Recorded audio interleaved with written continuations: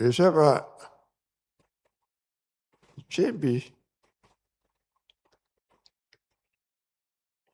namfahamu kwa muda mrefu tu. Nilifanya kazi na baba yake kwenye serikali akiwa police officer na kwenye chama kama katibu wa mkoa. John Nchimbi nilifanya naye kazi, tulikuwa karibu. Lakini Emmanuel nimemfahamu kuanzia mwaka 98. Mwaka 98 ndiye alichaguliwa kuwa mwenyekiti wa vijana wa CCM, na kwa nafasi hiyo akaja kwenye halmashauri kuu, ndio nikamfahamu. Alikuja kama kawaida, kulikuwa na kundi la vijana machachari, ilikuwa kawaida ya vijana hivyo wakiingia mle. Nchimbi na timu yake walikuwa wanachangamsha chama, wana mawazo ya vijana, wakati mwingine yalikuwa yanakinzana netu sisi wazee tuliokuwa mle, lakini ilikuwa na kawaida. Nimemfuatia nilipotoka kwenye halmashauri kuu, nilipostaafu, nilipong'atuka mwaka 2002, kaendelea kuwasiliana na Emmanuel, na hasa kwa sababu yeye alisoma na vijana wangu Osbey Primary School, na wakawa wana mawasiliano. Kwa hiyo ukiacha hii, nilikuwa nakutana mara moja na yeye, kila wakati alikuwa anakuja anasema Emmanuel anakusalimu, na tukafika mahali ananiona kama baba, ni sehemu ya vijana wangu. Ameendelea mwaka nadhani 2003 akawa mkuu wa wilaya ya Bunda. Bunda ndiko ninakotoka, na nilikuwa kwenda nyumbani na kuona hali ya wilaya ikoje. Emmanuel alifanya kazi nzuri Bunda, alikuwa very dynamic, na alipofika wakati wa kutoka Bunda kuonyesha walivyo appreciate kazi yake, waliacha legacy yake, wakajenga shule wakaita Nchimbi. Tuna shule Bunda inaitwa Nchimbi kwa kukumbuka kazi aliyofanya kule. Okay, amekuja ameendelea kwenye serikali, tulikuwa tunakutana, mawazo yake ni clear.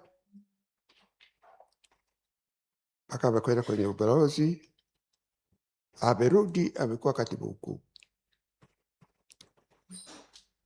Alipokuwa katibu mkuu mwaka jana Februari, alitembelea na tukawa na mazungumzo marefu kuhusu chama. Tuliconcentrate kwenye chama tu. Nikamwambia tusipoangalia chama kinakufa, kwa sababu sasa hatufanyi kazi za chama, tunafanya kazi za serikali. Serikali inakuja inatoka, lakini chama kipo. Nikamwambia siku hizi viongozi wa chama hawafanyi kazi ya chama, wanafanya kazi ya serikali. Wakitoka wanafanya kazi ya serikali. Nikamwambia siku hizi hakuna mikutano ya wanachama, ndio ilikuwa inaleta mawazo ya wanachama. Tulikuwa na kalenda, siku hizi hakuna. Nikasema mimi, nikamshauri, kazi yako kubwa kama katibu mkuu ni kufufua chama kufanya kazi. Pili, rushwa imeingia na hasa kwenye chama. Sema mjitahidi kudhibiti rushwa. Haya ndiyo mazungumzo yetu wakati ule. Basi amekwenda amefanya kazi, sijui alifikia wapi kuhusu yale ya chama, lakini amekuja akawa makamu. amekuwa makamu. Mwezi uliopita alinitembelea, tulikuwa na mazungumzo marefu kuhusu mambo mbalimbali ya kisiasa, ya kijamii, ya kiuchumi, lakini mawili ambayo nilisisitiza kwake, mawili nilisema, nchi imejeruhiwa, nchi iko katika maombolezo, nchi inahitaji kuponywa, lakini matatizo yote tunayopata haya chanzo chake ni katiba mpya, kwa sababu matatizo ambayo yametufikisha hapa ni kwamba hatujapata katiba mpya. Kwa hiyo ushauri wangu ni kwamba mjitahidi tupate katiba mpya, na nilikuwa wazi kwamba katika yote tuliyofanya, kusita kulichofanya tusifike katiba mpya uko kwenye serikali na CCM. Ikifika wakati serikali kwa dhati kabisa, CCM kwa dhati kabisa inasema tupate katiba mpya, tutaipata. Kwa hiyo jukumu mlilonalo ni kubwa, kwa sababu ni serikali ambayo iliamua kwenye awamu ya 5 kwamba katiba sio priority, sio kipaumbele. Ikaamua hivi, na tumeendelea, tumeona mpaka mwaka jana CCM ilikuwa kwenye ilani yake hakuna katiba, bado walikuwa naona katiba sio priority.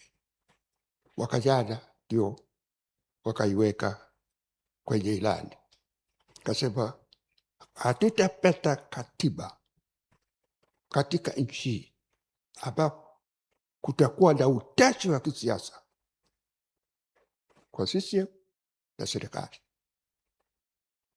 Tuna mengi hayo, lakini nakwambia la pili, yale niliyorudia chana.